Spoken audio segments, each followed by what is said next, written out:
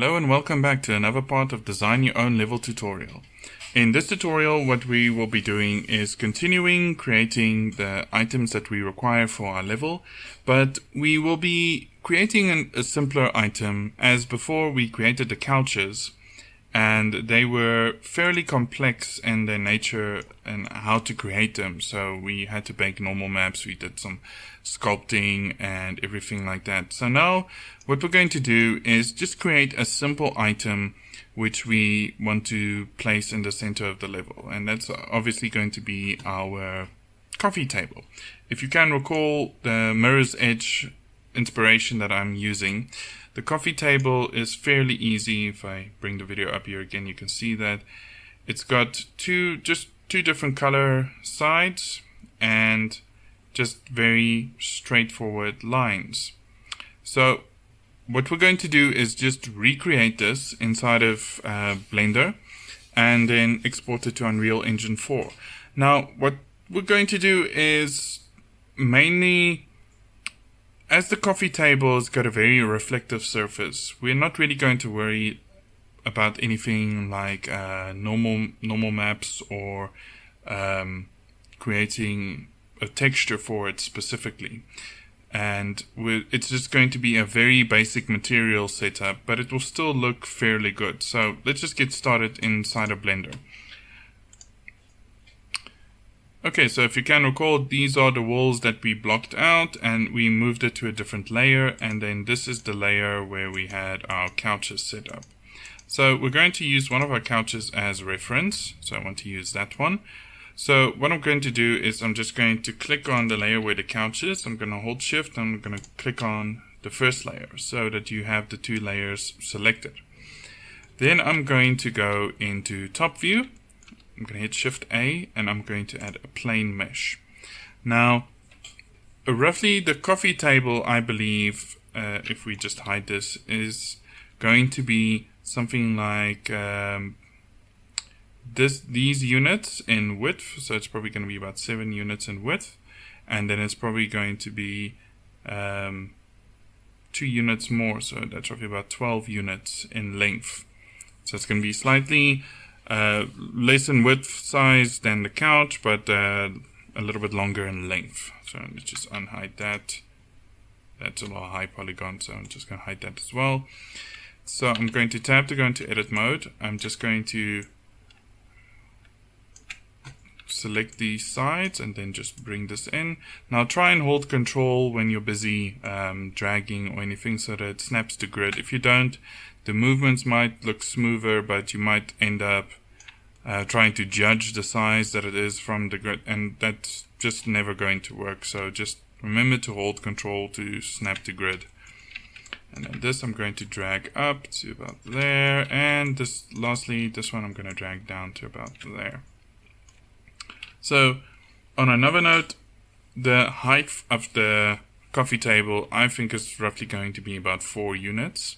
So it's just going to be a little bit above this edge of the couch itself. So in order for us to actually start working on our couch, we need to keep in mind what the couch, or not the couch, sorry, the coffee table, what this looks like. So what I'm going to do is I'm going to drag this centerpiece all the way up to here, holding control. And I'm going to drag it like 1 additional unit. Then having everything selected in edit mode, I'm going to hit E to extrude and then drag that down 2 units. Now, remember one thing, that you can obviously see a color difference between this and this. That means that my normals are inverted already, and I found that whenever I use a plane mesh, it doesn't matter what side I extrude from, it always inverts the normals.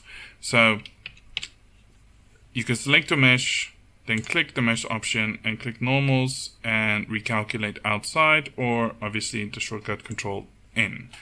And when you look at the color, it's lighter, so that means that the normals are correctly calculated. Okay, so from here what we can do is we can actually just hide away our couch. Let's just hide that away. And we are going to just be working with this piece over here.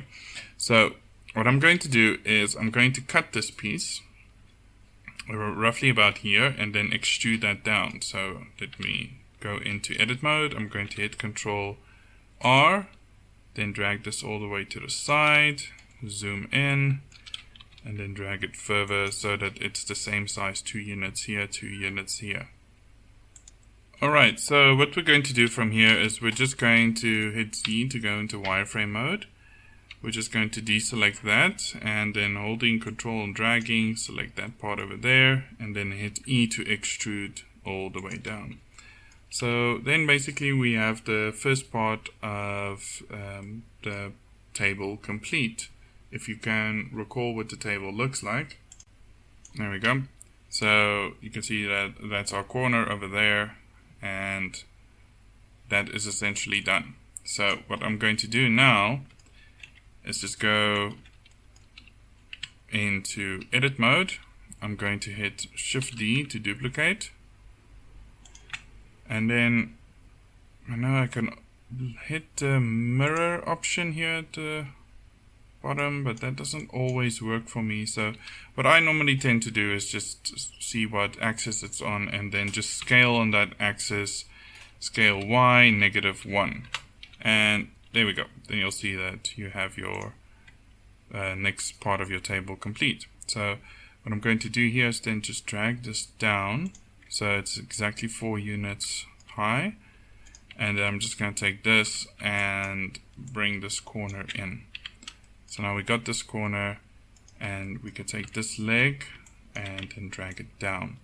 So if you look at the footage again, you'll see that that's the white side of the table, and then that's the darker side of the table. So here's our white side, here's our darker side, but there's like a slight, it's not quite in the center, but it's a little piece that just comes up to connect it to, well, obviously to make sure that the white part of the table, because it is probably glass, doesn't break. So what we can do, tab to go into edit mode, and we're just going to hit Control R, and then holding Control, just put this where we want it to be. And actually we're going to need 2 cuts, so let's make another one. Just zoom in again, so it's 2 units thick. This one is not quite going to work, so we just need to move it to close, and then hit Shift S to snap to grid. Then take these and extrude it to the top, and then you'll see that's essentially our table done. We can maybe move this up. Now that we've created it, we can actually just move this up like a little bit like so, until we're happy with its position. Actually, I think I'm going to go into perspective mode and then just see, and if you look at that, let's just see, that looks very similar, so we're going to go with that. And then that will essentially be our modeling phase done. We don't need to do anything else unless you want to give this smooth corners. Then what you can do is then just select them and hit Control B to bevel. One thing I didn't mention in the previous video, actually if you do bevel and you roll your mouse wheel, it gives you like additional detail. So if you want to make something look like completely smooth on a corner like that, you can do that just by beveling it and then rolling your mouse wheel. So what I'm going to do here for now is I'm going to select this piece, and then I'm just going to quickly split off and go to the UV image editor. There you go. And what I'm going to do is I'm going to select everything for that selection, and I'm going to hit U, and I'm going to use the Smart UV Project and just click OK. And then you'll see that it's got fairly decent packed UV islands. These are the side parts of it. They're not exactly straight, so actually I think what we need to do is we need to give these margins in between. So let's just see here, average scale, pack islands. Actually what we need to do is you go into U, and then over here we're going to set our margins. So I think let's see what that looks like. Okay, that's way too much. I think it should actually be something like, let's just go with the default of 3. There we go. So that actually looks, there's decent spacing in between them. Now we're only keeping the spacing just in case we ever want to bake normal maps or use textures on this. And obviously because this is something that's supposed to be straight, you actually might want to straighten these.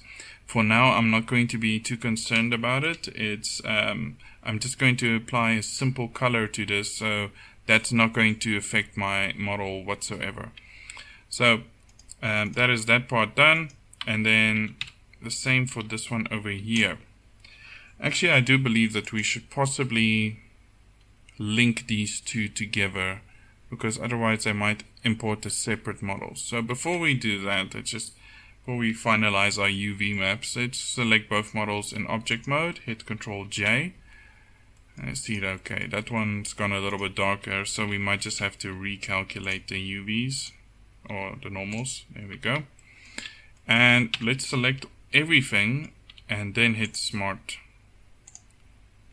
And okay, well, that's pretty decent. Everything is packed, and that saved us a little bit of time. So there we go. Then all that we need to do now is we're not going to create a new texture because we do not require a texture for this, but we do want to separate the materials, obviously, because we want the one to be the darker color and one to be the lighter color. So I'm going to select one corner and then hit Ctrl L to get everything that is linked. Go to my materials tab, click new. We'll call this table bright. Let's call this the table top, because it is actually the top of the table. And you can click assign. Here we go. And then we're going to select this one. And new material, new, we'll call this table bottom, and click assign. Alright, so that should actually be everything completely done. I just want to see if we hit smooth shading what that looks like. Alright, that looks okay. And now we are ready to export this to Unreal Engine 4. So we're just going to click File, Export, FBX, and again selected objects, geometries, we're going to select as edge, and then armature, just deactivate the leaf bone. And we're going to call this coffee table, and we can just add the model at the end. The reason why I keep adding model or anything to that is because if I use naming conventions and I might just call something coffee table, it would start giving you an error inside of Unreal Engine 4. So I just do that for simplicity's sake. We go over to Unreal, we click import, and there's our coffee table. Not toffee table, coffee table. And ignore all of these and just click import. If we quickly go into it, we'll just see what it looks like. It looks okay, and there again we have the two separate materials. So what we can do is click new material, call this coffee table top. I'm just going to actually copy that whole piece, and then I'm going to open this.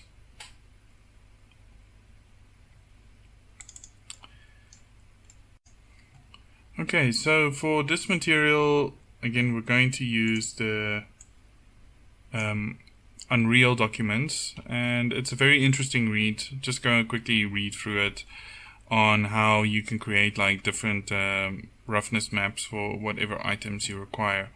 So with this, it's going to be like slightly gloss, so we're not going to have metallic, but we might have roughness. So this depends on what we want to do, and we might have specular added onto it, and it also depends on what color we want to do.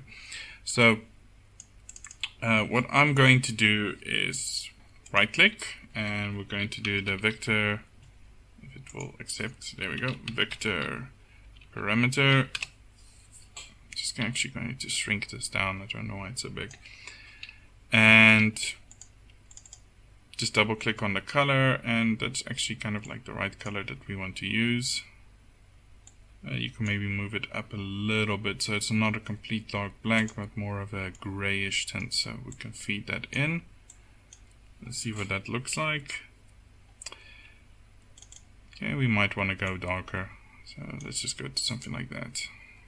Okay, then we're going to add a constant, metallic 0, and another constant. Feed this into the specular.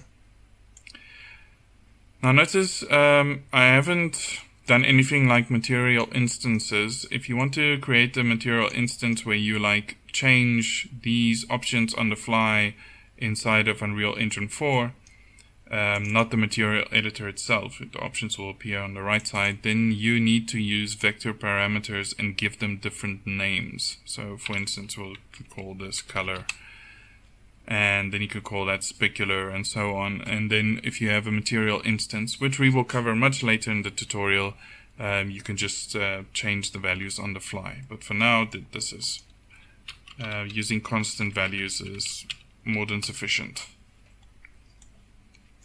Okay, so we can see that if we want to use something like on the reference specular, if we want to do glass, we need something on the value of 0.5. Okay, that looks a little bit too much. So I actually want to see what happens if we do this. And we maybe set the roughness to 0.8. So it's going to be 0.5. Okay, and now it's starting to come together. Maybe 0.3. Okay, so we're looking for a value of possibly like between 0.3 and 0.5. So let's go for 0.4. I'm going to click apply. And then we're just going to drag our table into the world. And to try and keep to the scaling conventions of Unreal, we're just going to hit spacebar and scale this to 1.25. Now remember again, as I said before, inside of Blender, if you want the pivot point to be on a corner of your model, you would have to move your model to the center of the world so that the corner meets the center of the world. I didn't do it with this particular one, so that is why the pivot point is over there. Okay, but what we're going to do is we're just going to open the model, select our coffee table material, and set it like that. Actually, this should have been the bottom material, so let's do it like that. Let's just make the entire thing use the material. We'll click save. Let's quickly just see what that looks like. Come on. There we go.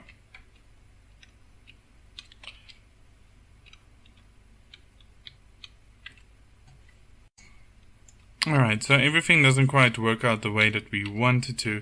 Now, for one reason I believe this could be is that with this model being a little bit more of a completely solid surface, flat surface, that we in Blender should have used just plain flat shading instead of smooth shading, because smooth shading will add like different smoothness levels across the corners and over the top.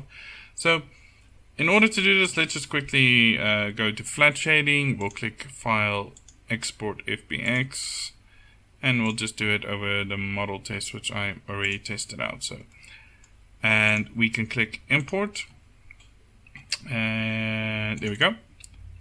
Import that. We're going to open it, and we're just quickly going to apply the materials. And we're going to see if that looks any better. So it all really depends on what you want to do. Okay, in my mind that looks significantly better. So I think we're going to go with the flat shaded look for this. Smooth shaded didn't work. We're going to delete that. We'll delete that model. And we're going to rename this the default model. Okay, so continuing on where we were, we can just have a look at what the values look like. Might want to go into this material and set the roughness to 0.3. and click apply and see what that looks like. Okay, so this now depends on the shininess that you want on your table. So I'm just going to scale this back to 1.25. And as you notice, when I did export, I made the pivot point on the corner because moved it to the center of the world, that corner over there. Okay, so that looks okay for now. So I'm going to select the coffee table top, and copy it. And I'm just going to rename this one, actually coffee table bottom, and rename this one coffee table top. And essentially all that we're going to do is go into the color itself and get a white color. So we go for something also not completely white, just on the tone over there, click apply. And from here we can literally just drag it onto the top of the model. And that looks pretty good. So you can still tweak the values a little bit. So we're just going to like place this in the world. What we can do is, I think inside of the world, our spacing is not quite right yet. So just going to select all of these and move them up. My grid snapping is set to 1. I think I want to set that to 10 or to 5. So let's drag that to there. Same with this one, drag it to about there. And then put this couch, or not couch, the table slightly closer. Okay, I'm trying to select that corner, but never mind.